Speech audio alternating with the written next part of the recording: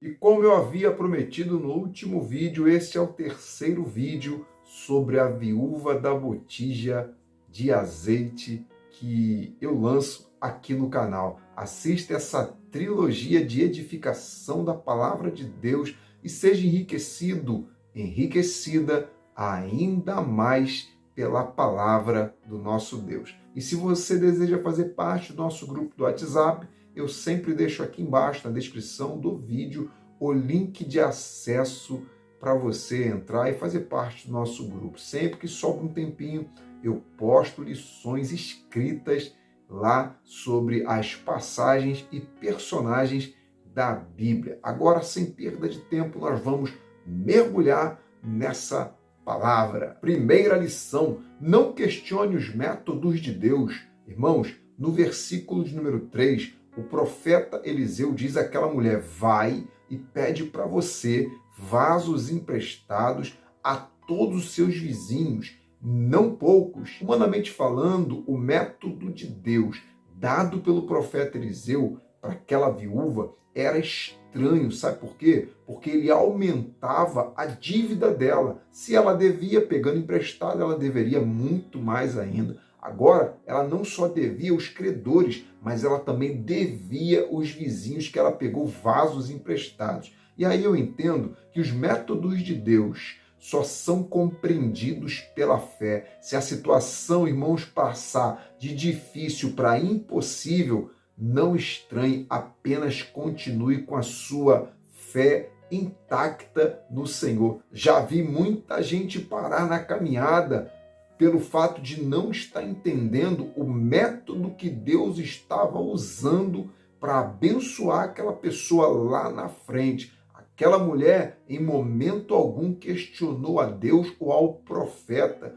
E olha que a situação parecia ser absurda, porque ela já estava devendo e o profeta ainda mandou ela pegar mais vasos emprestados para ficar devendo mais ainda. Então, não importa o método que Deus usará para te socorrer. O que importa é saber que Ele está no controle da sua vida e da sua história.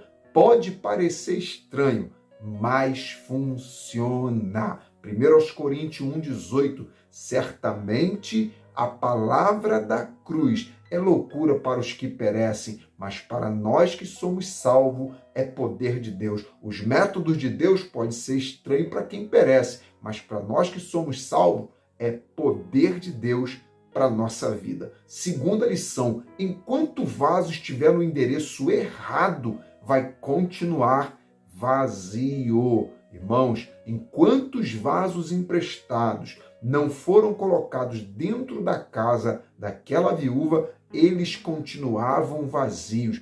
Assim como aqueles vasos estavam vazios por estar no endereço errado, tem muita gente vazia porque está no endereço errado. Está vazia daquilo que edifica a alma porque estão fora do endereço da presença de Deus. Muitos estão no endereço das ideologias, acreditando na falácia que Deus não existe. Outros estão no endereço do pecado.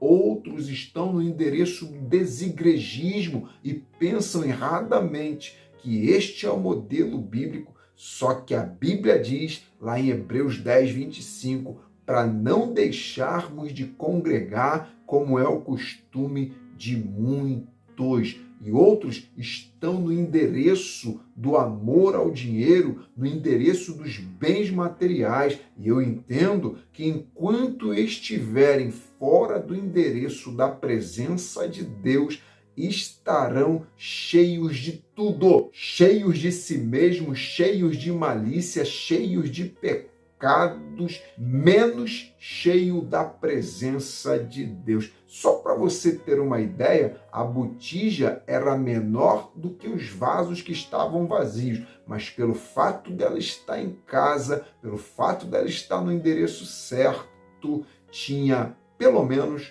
um pouco de azeite, mas não estava totalmente vazia. Você que por algum acidente de percurso se afastou da presença do Senhor, volte hoje. Só no território repositório de Deus, só na presença de Deus tem conteúdo do céu para te enriquecer nessa hora. Terceira lição, só tem quem reconhece que não tem. No versículo 2, a viúva diz assim: tua serva não tem nada em casa senão uma botija de azeite. Irmãos, a viúva não tentou ostentar, ela reconheceu que não tinha nada, nada que pudesse resolver o problema dela, e foi através desse ato de humildade que ela abre o coração para o profeta Eliseu. Quando nós, irmãos, reconhecemos que sem Deus não podemos, que sem Deus não somos nada, sabe o que acontece? Portas se abrem para o agir de Deus na nossa vida. Quanto mais reconhecemos, mais dependentes de Deus nos tornamos. Tudo que eu tenho e tudo que eu posso vem de Deus. Aquilo que eu acho que eu tenho ainda é insuficiente diante do que Ele tem e o que Ele é e o que Ele pode fazer. Quarta lição, tem coisas em nossa vida que só pode ser revelado depois que acontece. Irmãos, enquanto o milagre está acontecendo, a porta está fechada. Nem mesmo o renomado profeta Eliseu podia entrar dentro daquela casa. Ela só abre a porta depois que o milagre acontece. Então, não abra a porta antes do milagre, antes do tempo. Pare de falar seus projetos antes deles acontecerem. Pare de falar sobre os seus sonhos antes de realizá-los. Deixe os resultados falarem. Quem fala são os resultados e não você. Então, fique ligado, fique ligada com Deus em oração. Neemias só começou a sofrer ataque, sabe quando? Por parte dos inimigos, quando os inimigos souberam do projeto de reedificação dos muros de Jerusalém. E eu entendo que aquilo que ninguém sabe, ninguém pode estragar. Então, entra para o teu quarto, fecha a tua porta e continua nos projetos de Deus para a tua vida. Quinta lição, Deus não dá o peixe, Deus dá a vara para pescar. Deus não usou o profeta Eliseu para mandar aquela mulher pedir dinheiro emprestado, irmãos, mas sim vasos emprestados. O dinheiro seria uma conquista sem esforço,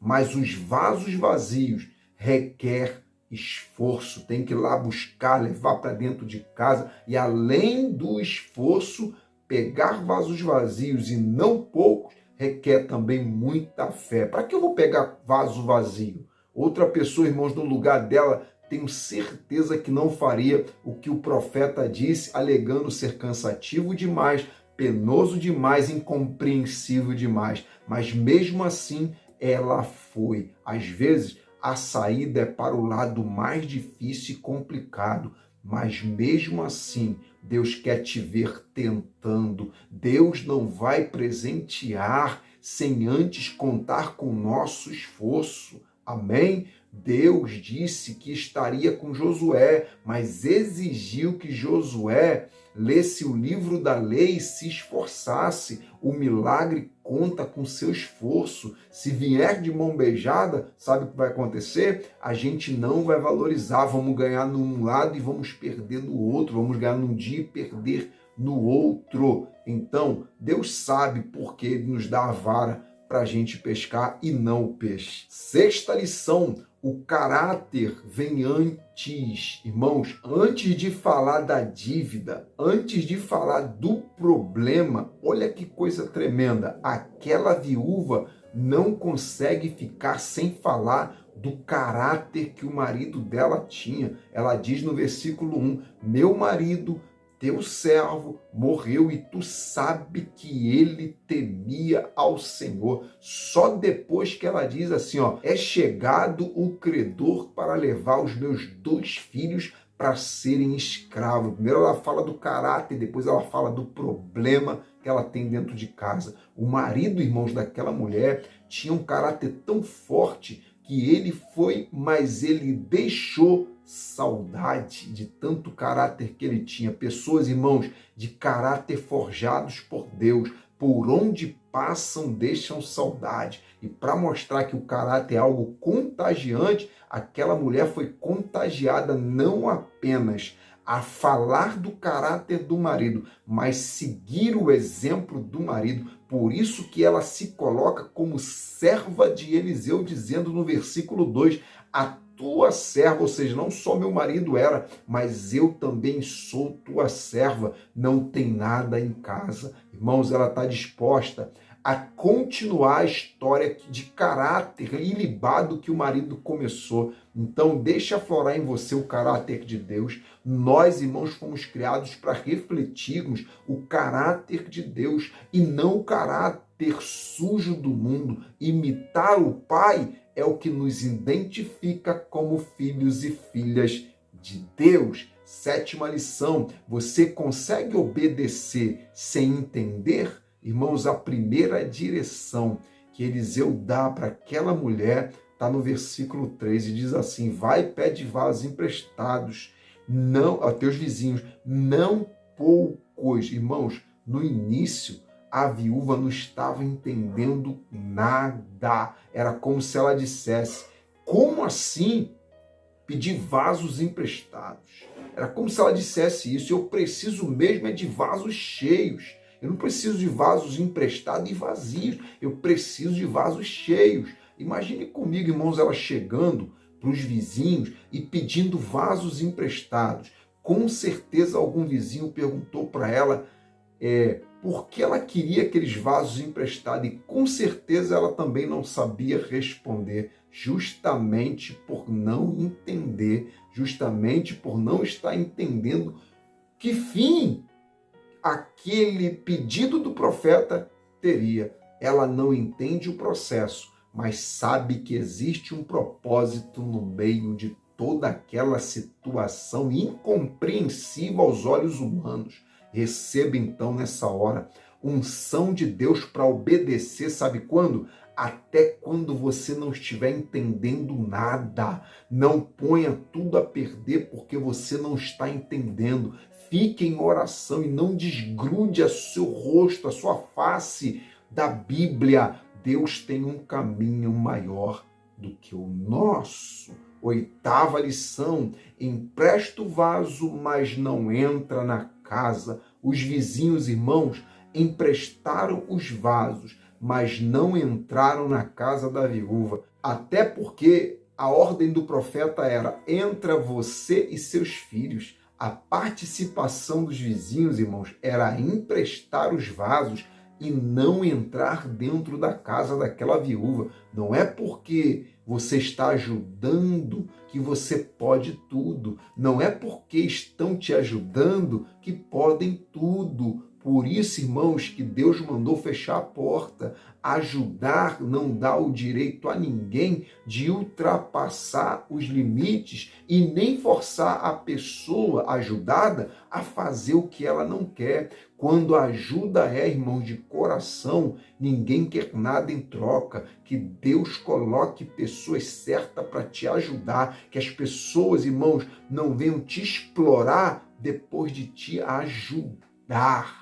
Nona lição: sua história vai continuar sendo contada. A vida do marido daquela mulher não se resumiu a dívidas. Ele deixou um legado espiritual para a família dele.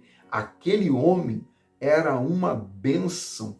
Tanto é, irmãos, que a mulher diz 3 virtudes antes de falar de qualquer coisa. Ela cita 3 virtudes do marido dela. Primeiro ela diz que ele era marido, ou seja, era um bom esposo. Depois ela diz que ele era auxiliador de Eliseu. E em terceiro ela diz que ele era temente a Deus. Irmãos, essas 3 qualidades mostram que aquele homem deixou um legado de caráter, compromisso com a verdade e temor a Deus. Lute por sua reputação espiritual. Não deixe que nada manche a sua comunhão com Deus e interrompa a sua história de vida cristã. Quando, irmão?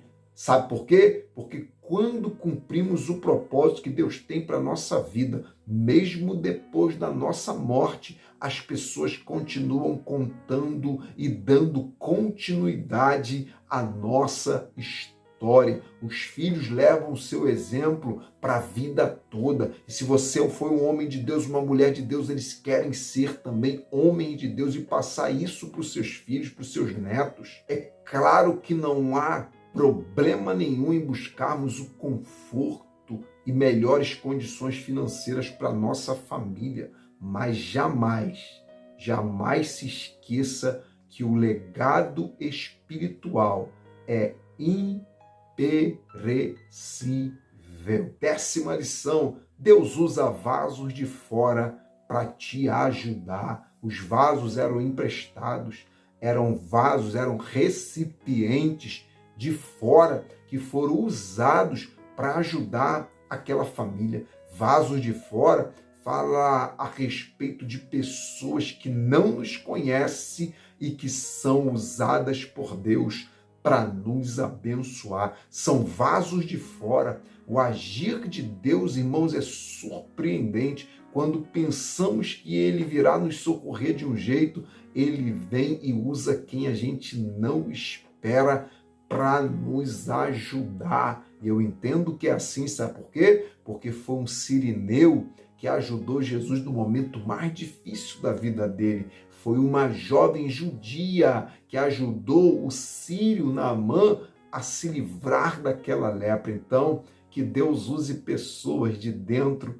e de fora para te ajudar. Que Deus coloque pessoas na sua vida para te ajudar. Que Deus coloque pessoas para abrir o telhado, como aqueles 4 amigos fizeram com o paralítico que desceu pelo telhado. Que Deus coloque pessoas na sua vida, abridores de telhado, para serem acesso entre você e a bênção de Deus na sua vida. Que Deus te abençoe e receba essas 10 lições, um compêndio de 3 vídeos sobre a viúva da botija de azeite. Você acompanha até o final as lições? Então escreva aí, eu acompanhei até o final.